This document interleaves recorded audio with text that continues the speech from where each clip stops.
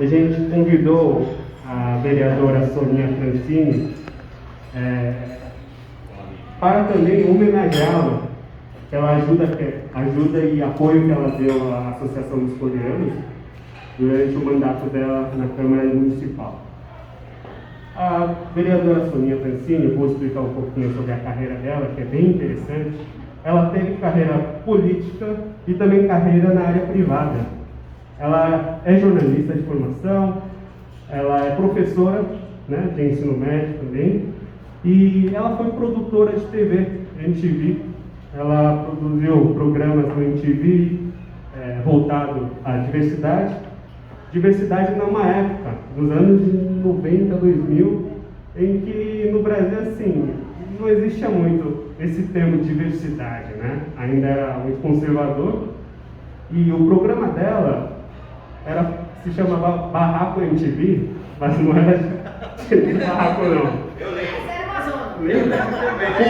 Lembra?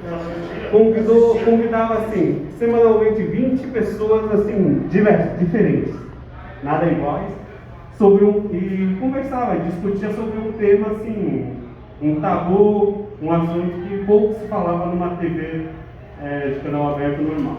Né? Então, a gente vê que a vereadora sempre trabalhou com diversidades. A comunidade coreana é uma minoria aqui na sociedade brasileira, por isso talvez ela também sempre deu atenção à comunidade coreana. E ela também fez um programa voltado aos jovens no canal Cultura, né? Era específico para jovens. Então, a gente aproveitou para convidar os representantes dos jovens aqui da comunidade coreana. Elas estão preparando a abertura, a iniciar a associação, um grupo de jovens coreanos. E achei muito importante esse grupo de jovens saberem da importância da participação política. Porque, assim, é muito importante, claro, os jovens ajudarem a comunidade, ajudarem as pessoas próximas. Mas, se estiver junto com políticos, a escala de impacto que podem causar com boas ações é outra. Né? E também sempre estão preocupados, mas aonde a gente vai se reunir? A gente não tem verba para isso, para aquilo. Vereadora é meio de contato entre os políticos e a comunidade, a sociedade. Né? Então, vai ser muito importante esse network dos jovens com a nossa vereadora, que sempre teve foco nos jovens e diversidades. E o tema, a gente sabe da importância, acho que muitos sabem, mas não sabe como atuar, não sabe como aproximar, não sabe o que fazer, não sabe como ajudar uma política que tem apoiado a comunidade. A vontade a gente tem, tá? Beleza. Então, esse é o nosso último evento da Associação Brasileira dos Coreanos, da 36ª gestão. E estamos aqui convidando a vereadora para homenageá-la, agradecê-la e também aproveitar o momento para compartilhar suas experiências na política brasileira. Então, passo as palavras à vereadora Soninha, uma salva de palmas.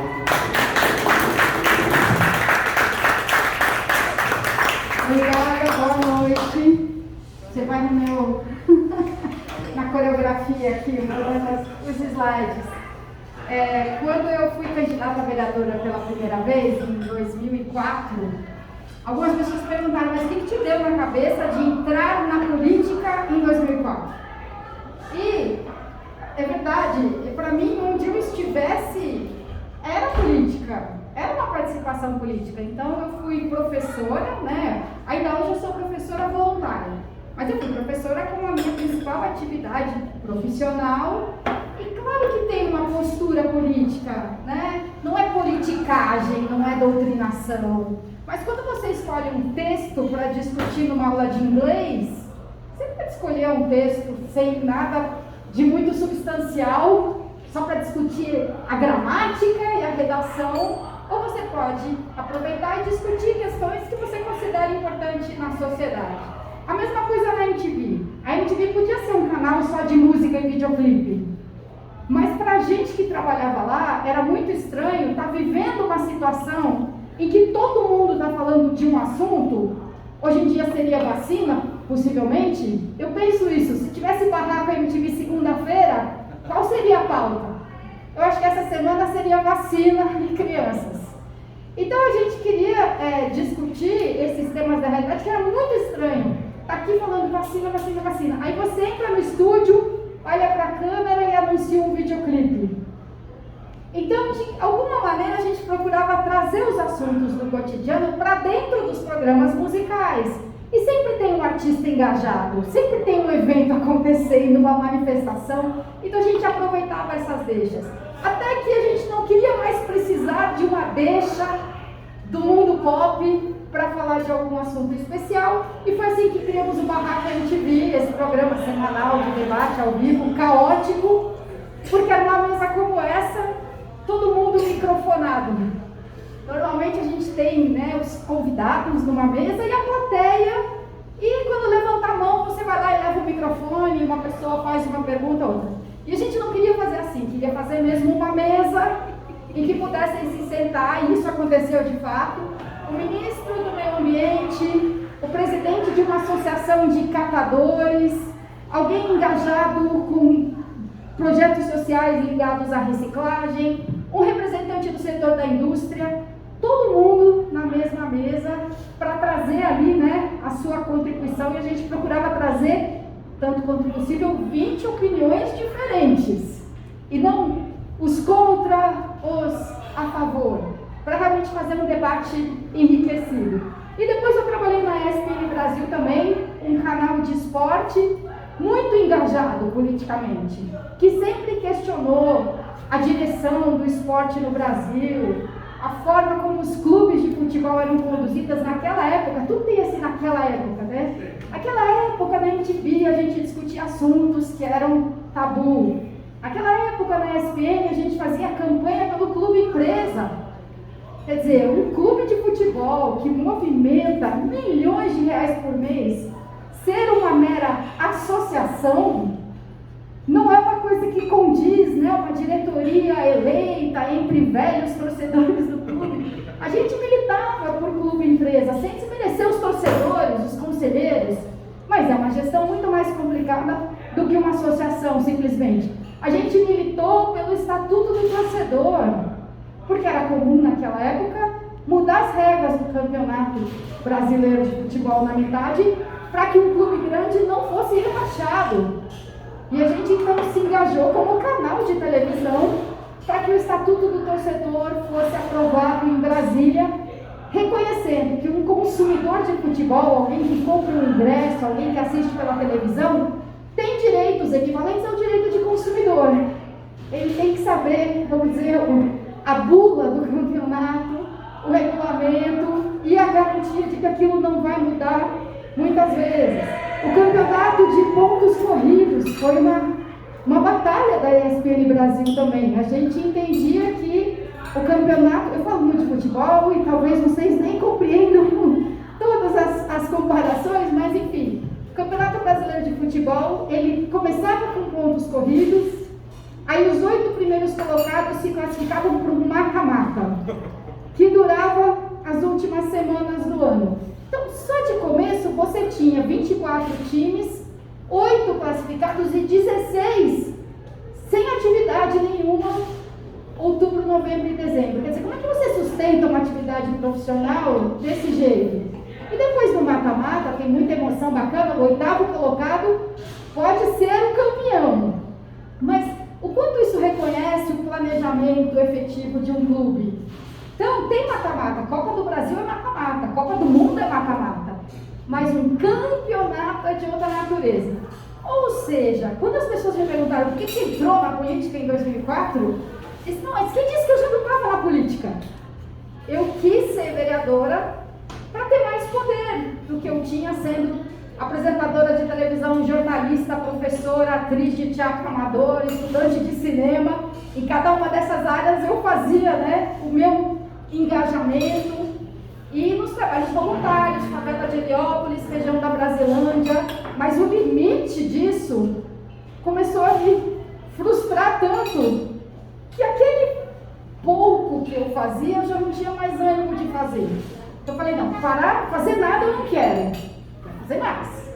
E assim que eu entrei para a Câmara Municipal de São Paulo e inverti a ordem das coisas, né? A principal atividade profissional, aquilo que ocupava todo o meu tempo praticamente, era ser vereadora. E durante algum tempo eu conciliei isso com a televisão, continuei trabalhando na SPN Brasil, até que chegou uma hora que eu tinha que escolher um dos dois. Não dava mais para fazer as duas coisas direito e não tive a menor dúvida que era trocar a SPN Brasil por essa vida na política.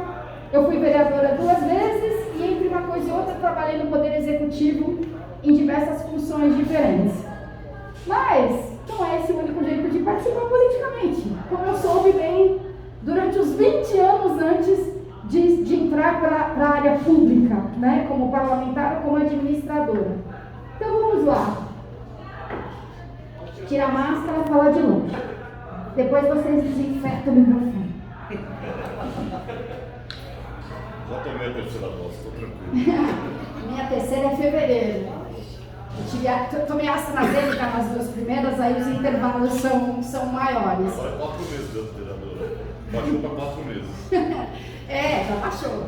Bom, São Paulo, lógico, uma cidade enorme de grande em extensão. Do centro de São Paulo até o extremo da Zona Sul, por exemplo, são 60 quilômetros. Claro que uma boa parte deles já é zona rural, não é mais a mancha urbana da cidade, mas enfim, uma cidade muito grande, como qualquer grande cidade no mundo, umas mais, outras menos, tem grandes desafios, tem grandes problemas para resolver. E diante de grandes problemas, normalmente as pessoas indignadas ou revoltadas ou realmente interessadas se perguntam de quem é a responsabilidade, de quem é a culpa e quem tem o poder para que as coisas sejam diferentes. E a maioria da população chega em 2 respostas básicas: é o governo ou são os políticos? E até embaralhando um pouco a coisa, né? Achando que vereador é governo. Então essa é a resposta convencional, né? Diante dos problemas da cidade. Então a gente faz o quê? Também os 2 conselhos básicos, né? Você está feliz com o governo? Então você vota com mais consciência na próxima eleição, você se informe sobre os seus candidatos. Ou ainda um passo adiante, porque você mesmo não sai candidato, porque você não sai candidata. São opções que são, até, ainda mais pensando em comunidade coreana, não são opções acessíveis, por exemplo, para quem não esteja naturalizado brasileiro.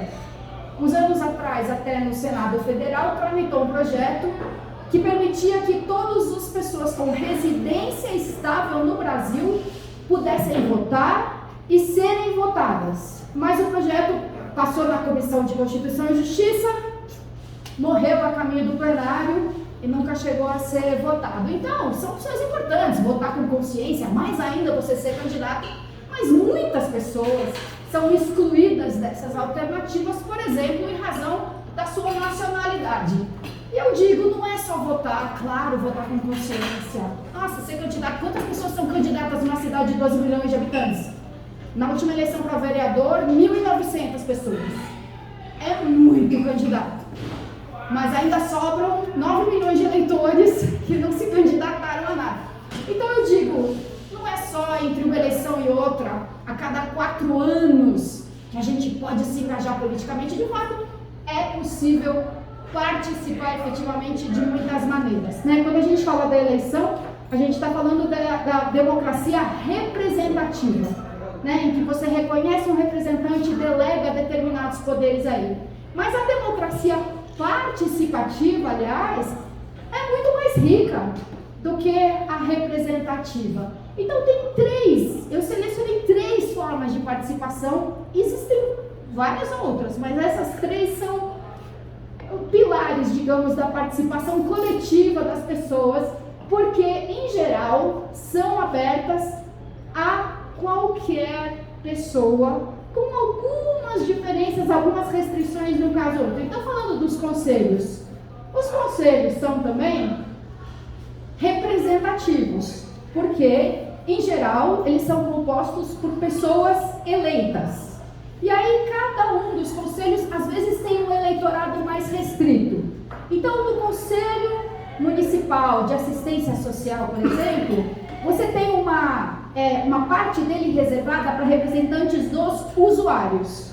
Então, só quem pode votar, os usuários, são outras pessoas que sejam usuários dos serviços da assistência social. Uma outra parte é reservada aos trabalhadores. Então, tem esse mesmo critério. Aí a gente tem, começando aqui dos conselhos, tem o exemplo da assistência social, mas existem conselhos cuja demarcação é territorial. Então, cada subprefeitura, por exemplo, tem um conselho participativo, em que as pessoas podem se candidatar. À medida que os anos foram passando, foram aperfeiçoando quem pode se candidatar e quem pode votar. Originalmente era só quem mora numa subprefeitura, mas muitas pessoas passam mais tempo na subprefeitura em que elas estudam e trabalham do que onde elas moram efetivamente. Então foi sendo ampliada essa noção de quem faz parte, pode fazer parte de um conselho participativo e, de alguma maneira, também se tenta garantir diversidade no conselho. Então, muitos conselhos têm um número mínimo de vagas para mulheres e, recentemente, também um número de vagas para imigrantes. Isso também foi criado recentemente nos conselhos das subprefeituras. Aí a gente tem, desculpa, vou ter só uma, porque cada subprefeitura tem um conselho específico também para tratar de questões ambientais, que é o Conselho Municipal de Desenvolvimento, Conselho Municipal de Meio Ambiente, Desenvolvimento Sustentável e Cultura da Paz. Eram várias propostas e aí juntaram todas elas num conselho só. Também tem representantes eleitos da sociedade e necessariamente no conselho tem 1, 2, 3, 4 representantes de governo. Porque não é um fórum apenas em que a sociedade se reúne e discute.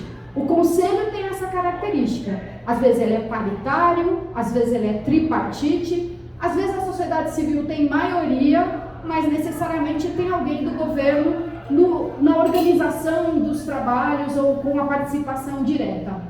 Aí a gente tem um outro tipo de conselhos que são chamados conselhos de direitos. Direitos da mulher, direitos da pessoa idosa. Então também tem uma representação com foco, né, bem específico, mas específico e abrangente ao mesmo tempo.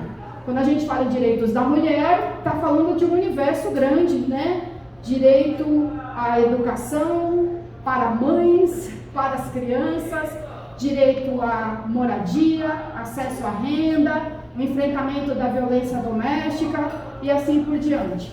E a gente tem os conselhos setoriais, como por exemplo o de política urbana, o de assistência social, que eu mencionei, o conselho de habitação, o conselho de saúde. Na verdade, a gente tem dois tipos básicos de conselhos de saúde. O Conselhão Municipal de Saúde, composto por representantes dos usuários, dos trabalhadores, do governo, e os conselhos gestores das unidades de saúde. Cada unidade básica, AMA, hospital, CAPS, o Centro de Atenção Psicossocial, cada um deles tem obrigatoriamente um conselho gestor. Se não tiver, está descumprindo a lei, como a gente vai ver mais adiante. Não é opcional ter um conselho gestor, é estabelecido em lei. Então, são muitos conselhos, tá? Como é que a gente vai saber quais são todos eles? A página da prefeitura, pela página principal da prefeitura, prefeitura.sp.gov.br, logo no topo da página tem um ícone para a página de transparência, que também pode ser acessada pelo transparência.prefeitura.sp.gov.br. Na página de transparência a gente tem, aqui mesmo, né, o controle social. Clicando em controle social aparece aqui a opção conselhos. Olha quantos. A gente pode selecionar aqui o conselho ligado a alguma secretaria especificamente, meio ambiente, habitação e assim por diante. Mas se a gente deixar a seleção todas, clicando aqui nesse campo, aparecem todos os conselhos de participação, controle social. E olha que aqui o cursor está bem no começo. Descendo aqui, ainda tem muitos outros conselhos nessa lista. Selecionando aqui, desculpa, volta lá. Selecionei aqui então os tais conselhos gestores da unidade de saúde. Clicando aqui, aparece, né, a definição, possui caráter permanente, deliberativo, e são destinados ao planejamento, avaliação, fiscalização e controle da execução das políticas públicas e das ações de saúde em sua área de abrangência. Legislação.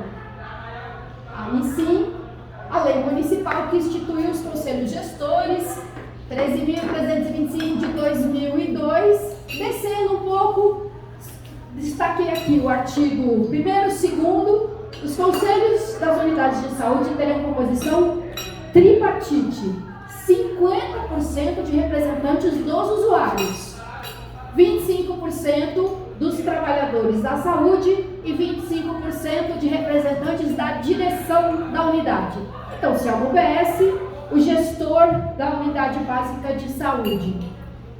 E aqui é a parte mais importante disso tudo. Os conselhos reunir-se-ão uma vez por mês, ordinariamente, podendo ser convocados extraordinariamente, se pelo menos 50% dos integrantes pedirem uma reunião extraordinária. Mas isso aqui, desculpa, pode voltar. Isso aqui é o que eu acho mais importante. Aí sim, em destaque, pode ampliar.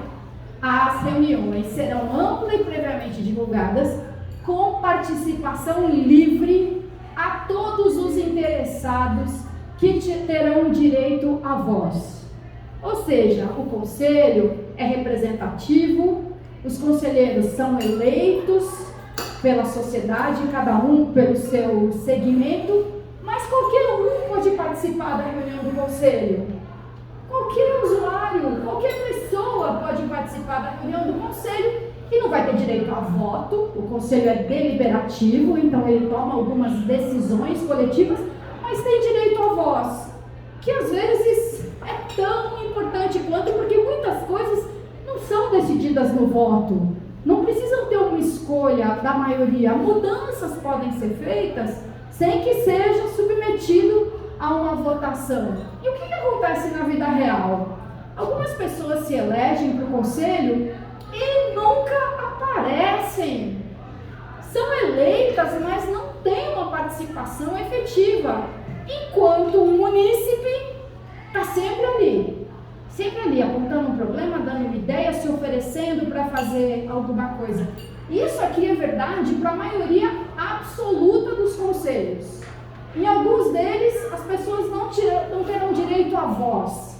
São conselhos de um caráter mais técnico, mas, em geral, as pessoas podem assistir às reuniões do conselho e, em alguns casos, mesmo sem ter a garantia do direito à voz, se pedirem a palavra, se elas se inscreverem, se tiver tempo, talvez elas consigam se manifestar.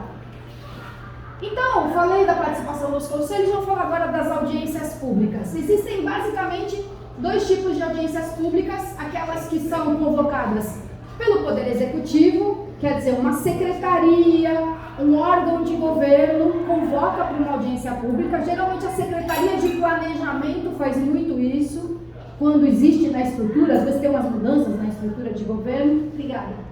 E muitas, mas muitas audiências públicas são convocadas pelo Poder Legislativo, no caso pela Câmara Municipal de São Paulo. Inclusive, algumas audiências públicas são de realização obrigatória. As matérias que dizem respeito, projetos de lei que tratam, por exemplo, de meio ambiente, têm que passar obrigatoriamente por 2 audiências públicas. Temas ligados à criança e adolescente também. Quem diz isso é a lei orgânica. Fora esses casos obrigatórios, um vereador pode solicitar a realização de uma audiência pública. Então, eu era da Comissão de Finanças e Orçamento e eu pedi uma audiência pública para discutir a operação urbana Água Branca. Porque, enfim, tinham questões ligadas ali ao valor do CEPAC, né, os certificados para aquisição do direito de potencial construtivo adicional. Então, o vereador tem essa possibilidade de requerer a realização de uma audiência pública. E não é difícil um cidadão pedir para um vereador fazer uma audiência pública. Então procura o gabinete do vereador. Aliás, às vezes, é a única coisa que o vereador consegue fazer garantido. Ele pode não conseguir convencer o executivo, ele pode não conseguir fazer uma mudança no projeto. Mas ao convocar uma audiência pública, ele pelo menos garante que as pessoas possam falar e serem ouvidas pelo representante do executivo, que necessariamente vem para a audiência pública também. Então, em geral, a gente convida o secretário municipal do tema correspondente. Às vezes não é o secretário que vem, e geralmente as pessoas ficam um pouco ofendidas quando você chama o secretário e ele manda alguém, mas às vezes é muito melhor que seja assim. Dependendo do tema, dependendo do quão técnica é a questão, se ele mandar a pessoa encarregada daquele assunto, vai saber mais do que o secretário municipal. Então, às vezes, até numa reunião, quando a gente pede uma reunião com um gabinete e o vereador não atende pessoalmente, as pessoas ficam aborrecidas. Mas, às vezes, a gente tem que fazer essa escolha. Olha, eu consigo fazer uma reunião daqui a 2 meses, mas o chefe de gabinete consegue receber vocês depois de amanhã. E o chefe de gabinete, ou então é o meu assessor que sabe mais disso do que eu. Para eu saber o que está acontecendo, ele vem e me conta. Então tem isso também, né? É importante se dar conta disso. Às vezes quando alguém, vamos dizer, pode acontecer, o vereador fala assim, fala com o meu assessor, porque ele não deu importância para o assunto. É claro que isso pode acontecer. Mas a gente não pode pensar que é isso o tempo todo. Se não foi a autoridade máxima do órgão, é porque não tem nenhum valor uma audiência pública, por exemplo. E sobre as audiências do Poder Executivo, são bem menos numerosas, então já vou pular para... Aliás, vou explicar melhor como é que a gente fica sabendo das audiências públicas da Câmara Municipal. Esse é o site da Câmara. Clicando ali em Participe, de cara aparecem as 2 possibilidades hoje em dia de participar de uma audiência pública. Por causa da pandemia, criou-se o modelo de audiência pública virtual, que no primeiro momento parece excludente. Mas quem é que tem internet? Quem é que consegue?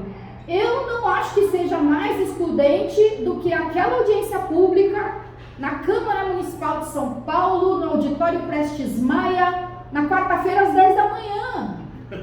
Qual é a disponibilidade que as pessoas têm? Sendo que as audiências feitas no modo virtual, a plataforma que a Câmara usa é o Teams, o número de participantes era muito maior do que o número usual de participantes no modo presencial. E, aliás, no modo presencial, a gente tem exatas 2 horas para fazer audiência pública. Pode até ser, dependendo da ocasião, que você consiga estender, mas essa é a regra. E muitas vezes o vereador termina uma audiência pública, ele tem a reunião da comissão, ele tem que ir para o plenário.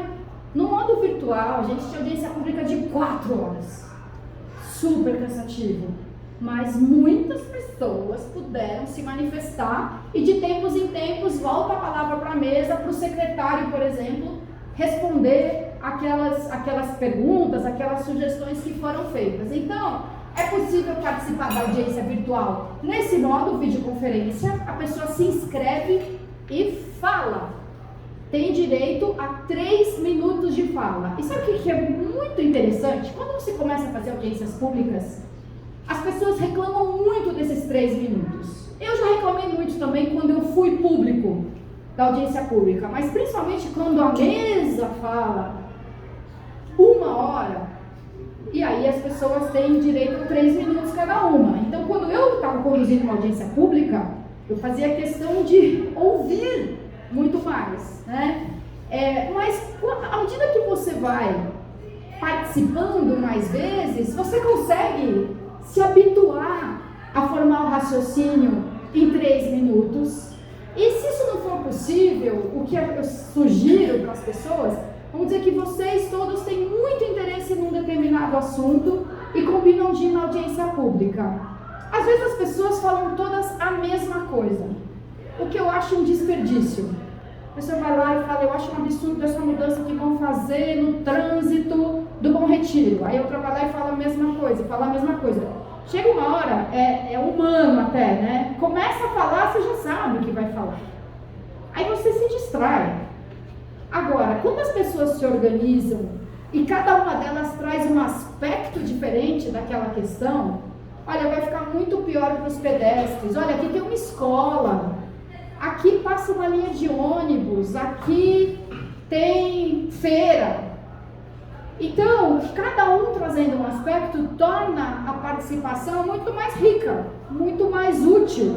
Porque a gente tem essa impressão da massa, né? 10 pessoas falando a mesma coisa.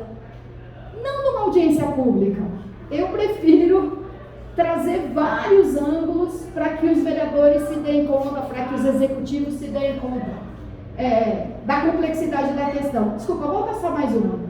Então, na audiência virtual, as pessoas podem se inscrever e participar com voz e fisionomia, se elas quiserem abrir a câmera, e podem participar também mandando as suas contribuições por escrito antes da audiência pública.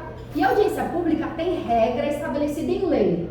Então, se alguém mandou uma contribuição por escrito, mesmo que não tenha comparecido, aquilo tem que constar do processo legislativo. Então, isso também foi uma inovação desse modo virtual de participação. E tem as audiências presenciais, que hoje em dia têm sido híbridas, que eu acho a melhor das alternativas, presencial e online ao mesmo tempo. Então, claro, a gente agora está em recesso na Câmara Municipal, não tem nenhuma audiência agendada, e aqui tem o registro das que já foram realizadas. O que eu acho muito bom também, o registro integral em vídeo e a transcrição também da audiência pública. Pode seguir. Finalmente, as consultas públicas. Eu até pulei a audiência pública do Executivo, porque elas não são tão numerosas assim. Já as consultas públicas são bem mais frequentes. Na consulta pública, a participação é virtual por escrito. E, em geral, as participações são publicizadas. Quer dizer, a contribuição que alguém fez, a observação que alguém fez sobre um edital, sobre um termo de licitação, vão estar visíveis para todas as pessoas. Então, eu entrei agora, né, na página, tem essa página aqui, participe mais, .prefeitura.sp.gov.br, mas se entrar na página principal da Prefeitura é fácil achar o link também para o Participe Mais. E aqui tem audiências online, consultas públicas. Tem uma consulta pública aberta, o que me surpreendeu até, eu não sabia. É sobre meio de pagamento integrado de benefícios sociais. Como assim? Aí quando você desce a tela, aparece a explicação do que se trata. As pessoas em São Paulo têm direito a inúmeros benefícios diferentes. Uma recebe o Bolsa Família, outra recebe o LOAS, como dizem, né, o benefício destinado a idosos, pessoas com deficiência. A outra tem um passe gratuidade no ônibus, outra tem direito ao auxílio aluguel. E são muitas coisas diferentes, muitos pagamentos diferentes. A Prefeitura agora está com essa consulta pública para que as pessoas se manifestem sobre formas de fazer essa concentração. É num cartão só? É um número único? Que número? Usa o CPF? Não usa? Então isso aqui não parte do zero.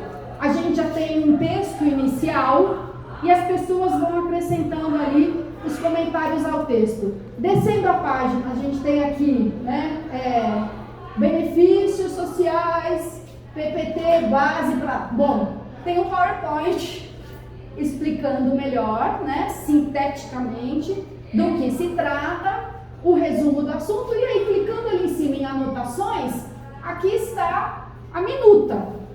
Como que, em princípio, a Prefeitura está pensando em fazer essa unificação de benefícios e as pessoas podem postar os seus comentários aqui do lado, relacionados diretamente a um artigo ou de maneira genérica, se referindo ao texto como um todo. Pois muito bem. Conclusão, e essas são algumas das formas de participar. São muitas as formas de participar, muito além de escolha bem quem você vai votar na eleição para prefeito daqui a 3 anos. Muitas formas efetivas de influenciar o rumo das coisas. Às vezes das coisas muito próximas, como a gestão da UBS, da qual você é usuário, ou as pessoas do seu bairro são usuárias, e às vezes questões realmente grandiosas que podem ter a influência direta das pessoas. É tanta coisa que é até difícil acompanhar.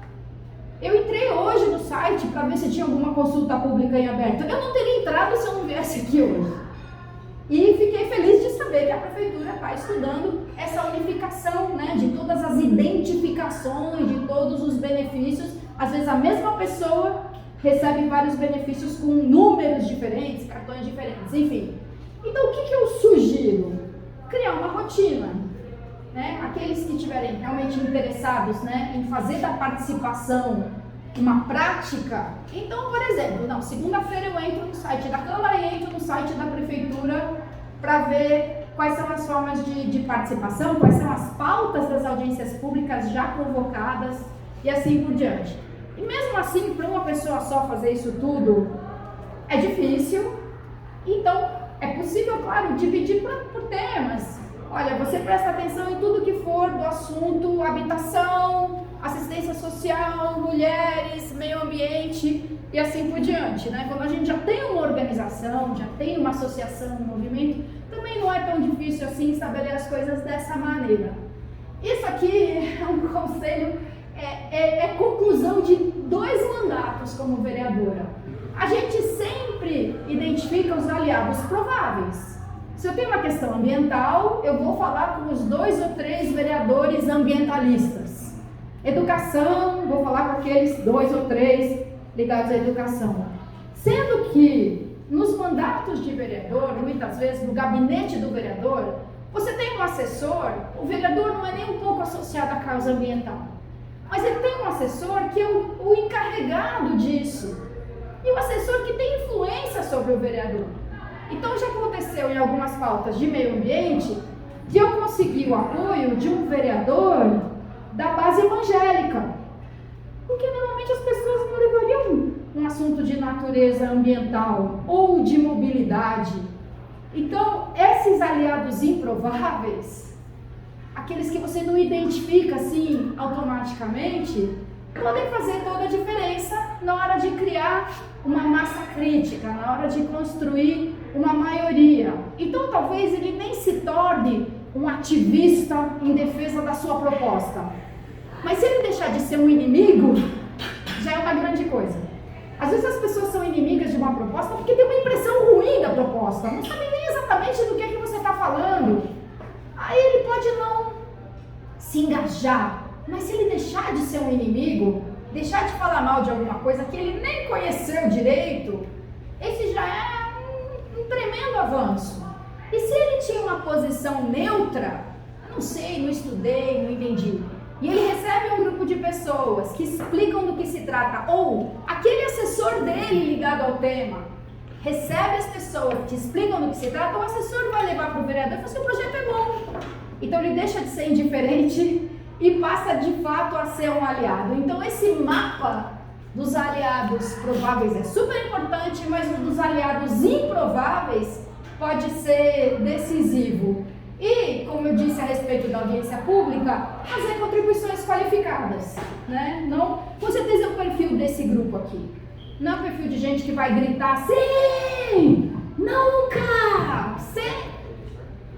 assim, cansa. Tem um efeito físico. A gente fica exausto de participar de uma sessão plenária com as pessoas gritando sem parar. Não é capaz de mudar o posicionamento de alguém em relação ao texto. Contribuições qualificadas, essas sim, podem realmente fazer uma diferença. E para concluir, eu era apresentadora de televisão e eu olhava para os políticos e falava: cadê? Cadê aqueles que me representam? Né? Eu aqui, sociedade civil. Uma vez vereadora, várias vezes eu trabalhava assim: mas cadê a sociedade civil quando a gente precisa dela?